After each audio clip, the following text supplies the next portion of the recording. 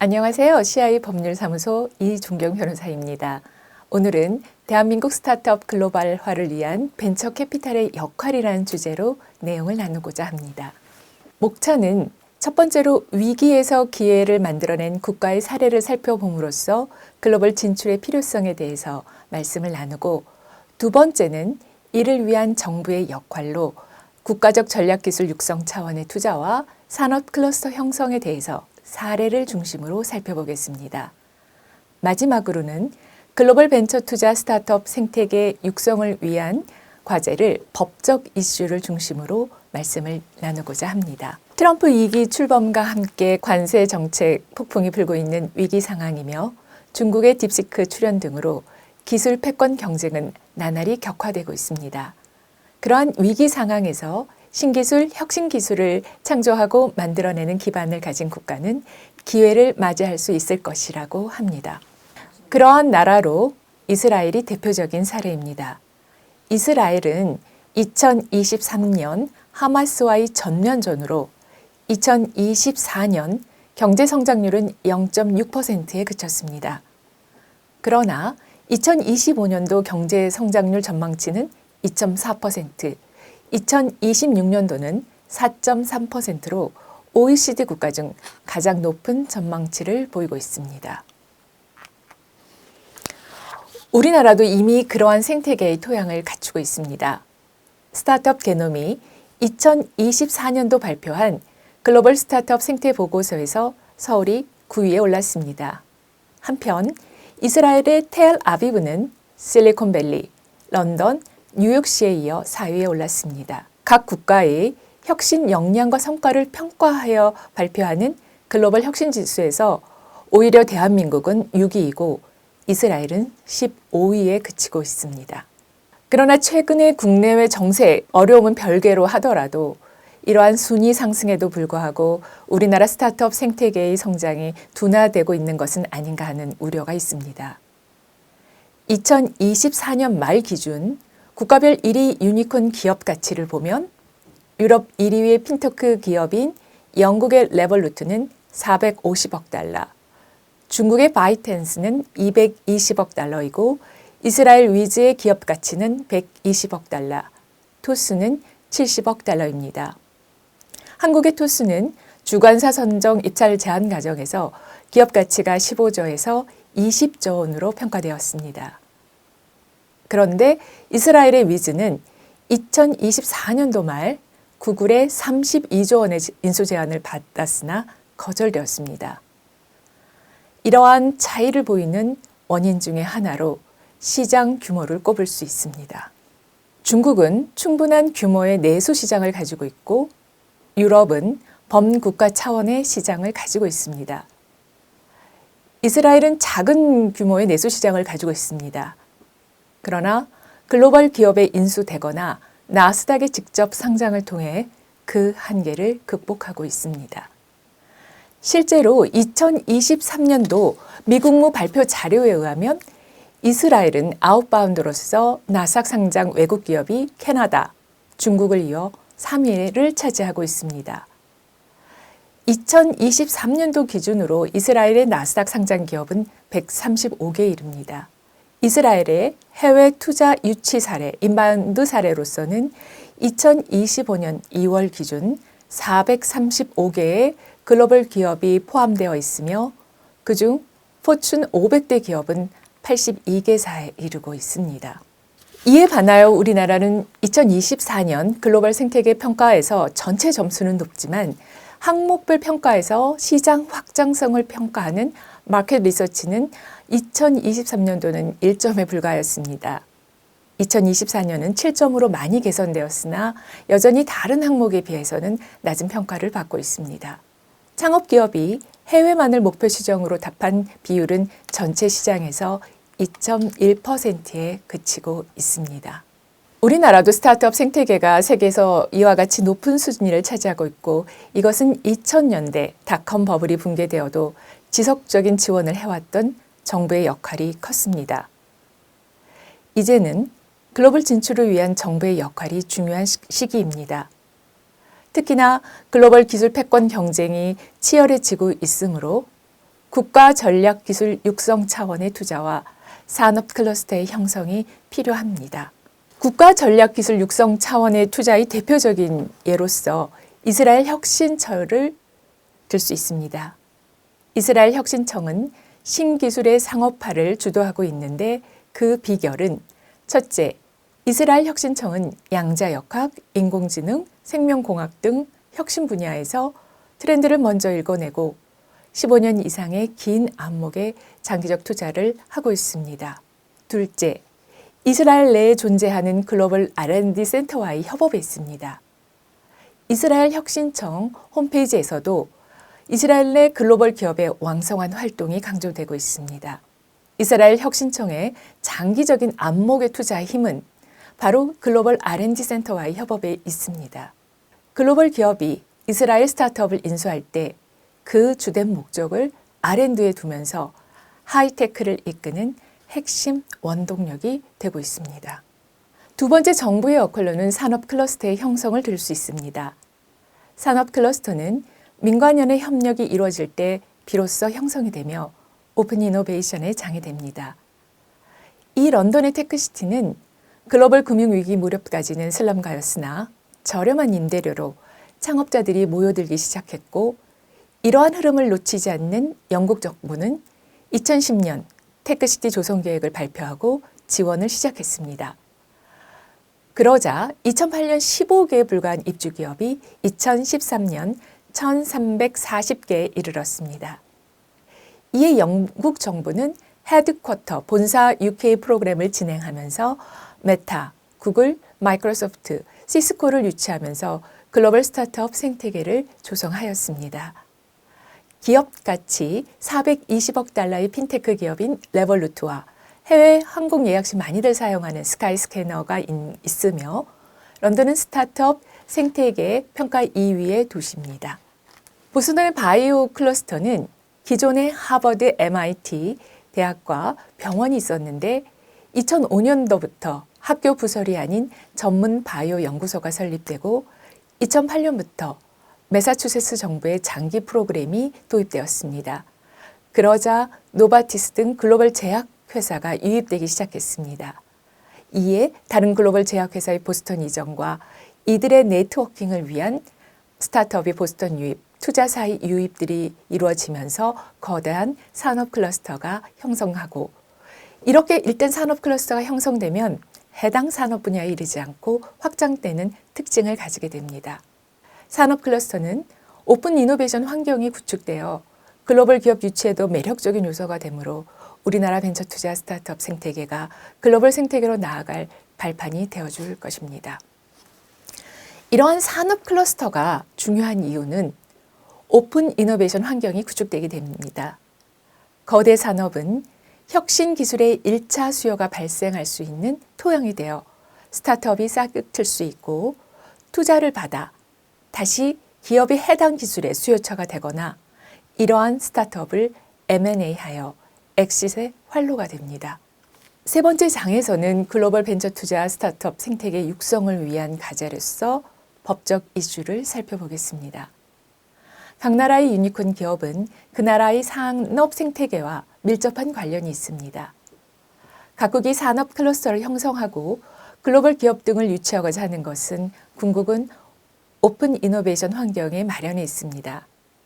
따라서 첫 번째로 오픈 이노베이션 관련 법률에 대하여 살펴보겠습니다. 기업들이 벤처 투자에 출자하는 경우는 간접 투자인데, 벤처 투자 촉진법에 따른 벤처 투자 조합의 주요 출자자가 투자 기업 지분을 인수하기 위해서는 출자자의 전원 동의를 받아야 합니다. 그런데 실무에 있어서는 그런 전원 동의를 받는 것이 여러 가지 이유에 있어서 어려움이 있습니다. 둘째로 직접 투자하는 방식으로 지주회사가 스타트업에 직접 투자하게 되면 공정거래법상 자회사 지분율이 50%로 유지하여야 합니다. 상장 법인이 되어도 30%로 유지되어야 합니다. 이러한 지분율에 대한 허들이 높아 투자가 어렵고 VC 투자 유치에도 어려움이 있습니다. 셋째, 지주회사가 기업용 벤처 캐피탈이라는 CVC를 설립하여 투자하는 경우 조합 설립 시 외부 출자 한도가 40% 이내여야 하고, 총 자산의 20% 내에서만 해외 기업 투자가 가능합니다. 이는 기업 집단 내에서 어느 정도 펀드 출자가 가능한 구조여야 하고 해외 진출에 한계가 있습니다. 한편 상호 출자 제한 기업 집단에서 스타트업을 투자하는 경우에는 지분이 30% 이상이고 최대 출자자 또는 투자 후에 임직원이 스타트업의 임원 겸임 시에는 계열 회사에 편입이 됩니다. 그 이후에는 벤처 투자 조합이나 신기술 투자 조합이 투자를 할 수가 없습니다. 오픈 이노베이션 환경 조성을 위하여 기업의 전략적 투자가 활성화되기 위해서는 위 법률들이 보호하고자 하는 금산분리, 경제력 집중 억제와 기업의 전략적 투자로 성장 동력을 모색하고자 하는 가치 사이에 그 적절한 균형점을 찾아갈 필요가 있다고 보입니다. 직접 투자 관련해서는 투자 대상 기업 규모나 지분 구조에 따라 상호 출자 제한 기업 집단 편입을 유예하거나 지주사이 성장 동력 모색을 위하여 자회사 요건을 일정 기간 유예하는 방안을 고려해 볼 수 있고 기업들이 직접 투자하는 것이 아니라 펀드에 간접 투자하기 위해서는 펀드에서 투자한 기업 중에 전략적 인수를 할 수 있어야 하는데 다른 출자자 간의 이해상충 방지를 위한 다른 절차로 법률 규제를 완화할 필요가 있습니다. M&A 활성화는 기업의 오픈 이노베이션 환경의 하나로 볼 수 있습니다.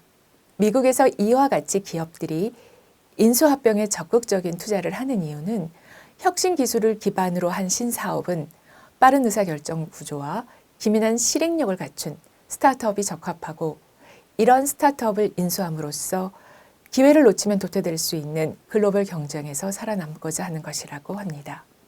M&A 활성화 방안으로서 정부도 수년 전부터 여러 가지 법률적 세제 혜택을 부여하고 있습니다. 그러나 보다 파격적인 세제 혜택으로 M&A를 고려하는 기업에 강력한 인센티브를 제공할 필요가 있습니다. M&A를 고려하는 기업 입장에서는 이를 통한 경제적 효과가 플러스가 될지에 대한 리스크가 존재하는 반면 상당한 비용이 들어가는 딜이므로 비용에 대한 허들을 낮추기 위한 제도가 필요하기 때문입니다. M&A 관련 세제 인센티브는 세액 공제와 과세 이연 두 가지 제도가 있습니다. 간단히 설명을 드리면 세액 공제는 일정 요건 충족 시 법인세나 양도소득세에서 공제를 해주는 거고 과세 이연은 법인세의 입금 산입이나 양도소득세 과세를 일정 요건 유지하에 이연해 주는 것을 말합니다. 현행 법률은 기술 혁신형 중소기업의 주식 인수 시에 인수기업이 기술 가치 금액의 5%에서 그 법인세액에서 공제해 주는 제도가 있습니다. 그리고 두 번째로 비상장 벤처기업의 주주가 전략적 제휴를 위하여 주식을 교환하거나 현물을 출자하고 제휴법인의 새로운 주식을 받게 되는 경우 양도 차익이 발생하는데 그 제휴법인의 주식을 처분할 때까지 과세를 이연받을 수 있는 제도가 있습니다. 우선 두 제도는 일몰 기한이 2027년 12월 31일까지입니다. 원래는 이 두 제도가 2024년 12월 말까지 한시법이었다가 법률 개정을 통해 연장이 되었습니다. 기술 혁신형 중소기업과의 M&A 시의 세액 공제는 2024년 12월 31일까지는 10%였는데 15%로 상향 조정하는 안에 대해서 법률안도 발의되었으나 최종적으로는 5%로 법률안이 통과되었습니다. 이러한 세제 공제 금액이 상향될 필요가 있습니다. 또한 수혜 대상자도 확대될 필요가 있습니다. 비상장 벤처기업의 주주만이 아니라 제휴하고자 하는 법인의 법인세 공제까지 확대된다면 벤처기업과의 전략적 제휴가 확대될 수 있을 것입니다. 마지막으로 적격합병의 경우인데 적격합병이라고 하면 일정한 요건을 갖춘 경우 과세의 이연 혜택을 받을 수 있는 합병을 의미합니다. 합병의 대가로는 금전 또는 주식이 다 가능한데 그 대가가 80% 이상의 주식이어야 하고 승계 근로자의 비율도 80% 이상일 것을 요건으로 하고 있습니다. 이러한 적격합병은 그 유형이 합병에 한정되고 이와 같이 요건 충족이 어렵습니다. M&A라고 하면 주식 인수, 그리고 주식 교환, 합병, 사업 양수도, 중요재산의 양수도 등 여러 가지 형태가 있을 수 있습니다. 세제적 혜택이 있는 보다 다양한 적격 합병과 인수구조가 필요합니다. 미국은 여러 유형에 있어서 Tax Free Reorganization이 인정되고 있습니다. M&A로 인한 투자금 회수 시장이 열리고 IPO까지 가지 않고 투자금을 회수하여 재창업을 하는 사례가 늘게 되고, 이러한 역동적 문화가 우리 벤처투자 스타트업 생태계에 스며들 때, 그리고 이러한 생태계가 글로벌 생태계와 교류하면서 처음부터 해외 시장을 타겟으로 하여 글로벌 M&A까지 검토하는 스타트업이 늘어날 것으로 기대합니다. 글로벌 벤처 투자 스타트업 생태계의 구성 요소 중 핵심은 인적 자원의 글로벌화입니다. 이스라엘의 사례를 보면 글로벌 기업이 이스라엘의 스타트업을 인수하여 글로벌 기업 R&D 센터를 이스라엘 내에서 운영을 하게 됩니다. 2025년 2월 말 기준 그 개수는 435개에 이르고 있습니다. 이렇게 이스라엘의 글로벌 기업 R&D 센터는 인적 자원의 글로벌화의 요람이 됩니다. 이스라엘 학생들은 졸업 후에 글로벌 기업 R&D 센터에서 일하면서 기술의 글로벌 동향과 글로벌 비즈니스 감각을 익히게 됩니다. 그리고 창업을 하여 설립된 스타트업은 다시 글로벌 기업에 인수되거나 나스닥에 상장되게 됩니다. 마지막으로 투자 계약서에 대해서 살펴보겠습니다. 투자 계약서는 각국의 회사법을 근간으로 각 투자 문화와 투자 환경이 반영됩니다. 따라서 해외 준칙이나 해외 투자 유치를 위해서는 벤처 투자 계약의 이해가 필요합니다. 우리나라 투자 계약서와 미국 투자 계약서의 특징을 비교하면, 첫째, 계약 당사자 측면에서 우리는 투자자와 회사 창업자 간 편명 계약이 아직은 주류를 이루고 있고, 미국식 투자 계약서는 투자자들과 창업자와 회사 간, 다자 간 계약의 형태입니다. 그리고 두 번째로 벤처 투자는 스타트업의 성장에 대해서 지원과 성장을 함께하는 도모하는 투자이므로 주요 경영 사항에 대하여 함께 지혜를 모으는 것은 우리나라 투자 계약이나 미국식 투자 계약이나 동일합니다. 우리나라는 투자자의 사전 동의권 형태로 이루어지고 있고, 미국은 이사회 참여를 통한 의결권 행사를 하게 됩니다. 이러한 사전 동의권 사항을 위반하게 되면 그 통제 장치로서 투자 계약상 의무 불이행 책임으로 주식 매수 청구권을 행사할 수 있습니다. 미국의 투자 계약서의 경우에는 의결권 행사로 이사회에서 부결이 돼서 그 안건을 실행하지 못하는 것이 그 통제 장치가 됩니다. 회수 관련된 조항을 살펴보면 IPO 노력 의무나 적격 상장 의무를 적시하고 주식 매수 청구권 조항이 있는데, 이는 투자 계약상 의무 불이행을 전제로 한 것입니다. 미국은 앞서 본 바와 같이 회수 시장이 M&A를 중심으로 이루어지다 보니까 계약서도 M&A에 대한 절차와 분부의 구조에 대한 합의를 중점적으로 다루고 있습니다. 조금 더 투자 계약서상 중점이 되는 사항을 살펴보면 주식 매수 청구권 약정 관련해서 2023년 대법원 판례가 상법상 자기 주식 취득 요건과 절차를 따르지 않는 약정은 무효라고 판시했습니다. 상법에 의하면 직전 결산기 재무제표상 배당 가능이 이익이 있고, 주주총회 결의로 자기 주식 취득을 결의하여야 하며, 모든 주주에게 주식 매도의 기회를 부여하여야 합니다. 또한 최근에 우리나라에도 M&A 분배 우선 주식이 계약서 조항에 많이 등장하는데 상법상 우선 주식은 아닙니다. 이는 계약 당사자가 아닌 주주들에게는 우선권을 주장할 수 없다는 의미입니다. M&A 분배 시 우선 배분 합의를 할 수 없다는 것은 아니고, 그러한 합의는 합의 당사자들에게는 영향을 미치게 되며, 이는 미국이나 한국이나 모두 적용하게 됩니다. 미국식 투자 계약서는 주주 전원 합의서 형태로 이루어지다 보니까 투자 권리에 대한 새로운 형태 창설이 가능해집니다. M&A 분배 시 청산 간주 분배 우선 합의나 세이프나 컨버터블 노트는 모두 그렇게 창설되었습니다. 이는 한국에도 적용될 수 있습니다. 두 번째, 미국 투자 계약의 특징은 이사회 구성이나 안건에 대한 합의와 M&A 승인 요건으로 이사회나 주주총회 의결 조건에 대한 합의가 있습니다. 즉, 회사법 내에서 투자 계약이 작동할 수 있게 이사회나 주주총회 관련된 합의를 하게 됩니다. 앞서 말씀드린 것처럼 각국의 투자 계약서는 각국의 회사법을 근간으로 하고 있으나 미국식 투자 계약서 형태가 글로벌화에 따라 다른 나라에도 그 적용 범위가 점점 넓어지고 있습니다. 한편 우리나라의 투자 계약서 변화도 우리나라 벤처 투자 현장에 대한 이해를 기반으로 하여 미국식 벤처 투자 계약서 형태에서도 수용할 점은 받아들이되 한국 회사법적으로 유효하게 이루어질 필요가 있습니다. 지금까지 해외 관련 업무를 진행하면서 보았거나 경험하였던 해외 사례나 글로벌화를 위한 과제들을 말씀드렸습니다.